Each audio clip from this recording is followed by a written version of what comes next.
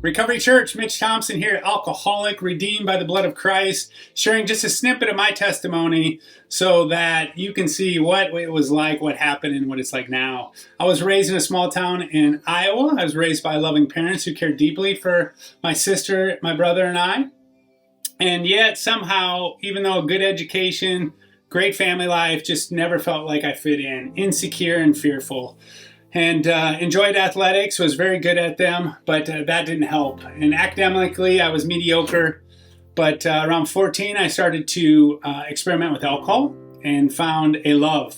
And I fell in love with alcohol and quickly got immersed into drinking on the weekends and partying and hanging out with some of the wrong crew. And consequences set in pretty quickly. Kicked off my wrestling team my junior year, arrested for different things, public urination as I entered into college. The party just took off, and so started experimenting more with drugs in college, marijuana, some cocaine, mushrooms, things like that.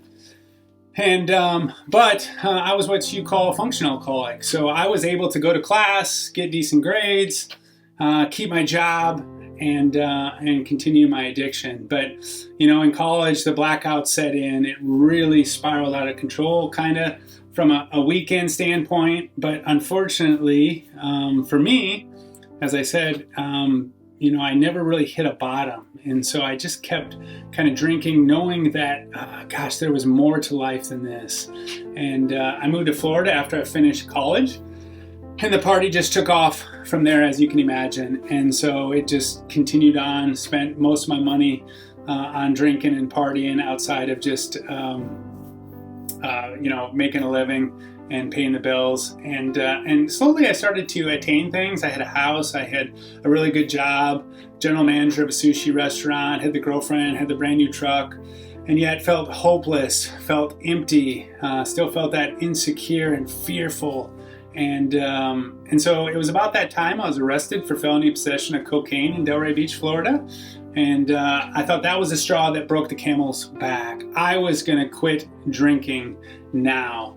But that wasn't it. I continued to drink, even though I was in drug court. And there was still some more consequences that I had to receive in the next couple months. But in that time, somebody came along and decided they were going to sponsor me. I was so insecure and fearful, I wasn't even willing to ask for a sponsor, even though I was going to meetings because they were mandated. And so this gentleman and I worked through our 12 steps. Man, that was where I just, the obsession was lifted. I obsessed up to that point that one day I would drink again, but it was then, once I finished those 12 steps, that, man, I was done. I was not going to drink again. He introduced me to Jesus. I found the church and a loving community to walk this out in, and quickly found the fellowship of AA just to be where I was supposed to be.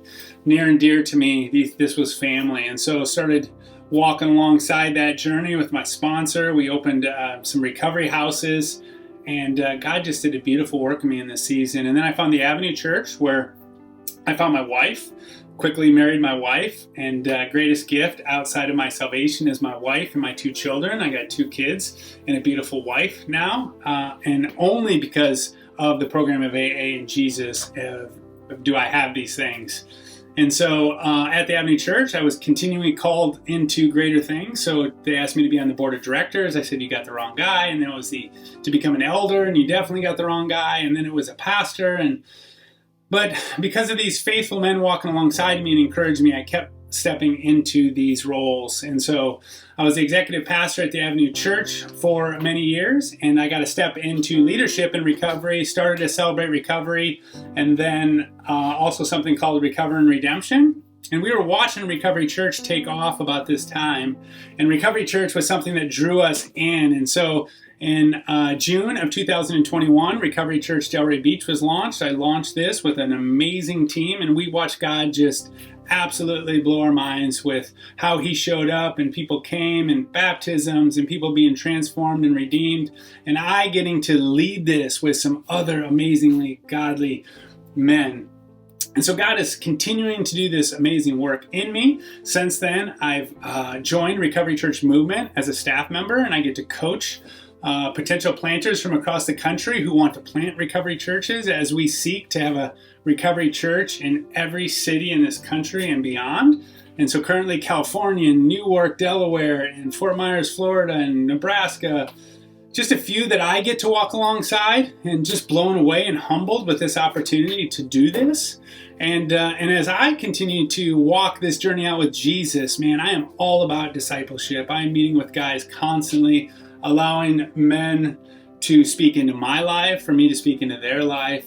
I'm seeing this played out in my home, where I'm just surrendering, where I'm trying to live out, Jesus's commands, where the first shall be last, and he who serves is he who is the least of these will find his life. And so that's just kind of what I've been leaning into in this last season of my life. God is not done with me yet. He's continuing to redeem me and use me in really cool ways, and I look forward to what's ahead.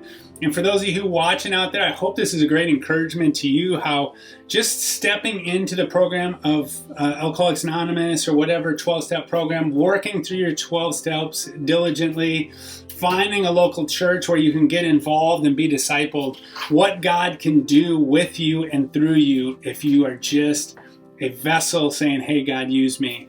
And I hope I'm a testament to that. I'm thankful for how God has used me. I look forward to what's ahead, believing that there is, in fact, going to be a recovery church in every city in this country, going to continue to disciple men, raise my children in the admonition of the Lord, and I look forward to what's ahead. Thank you for letting me share.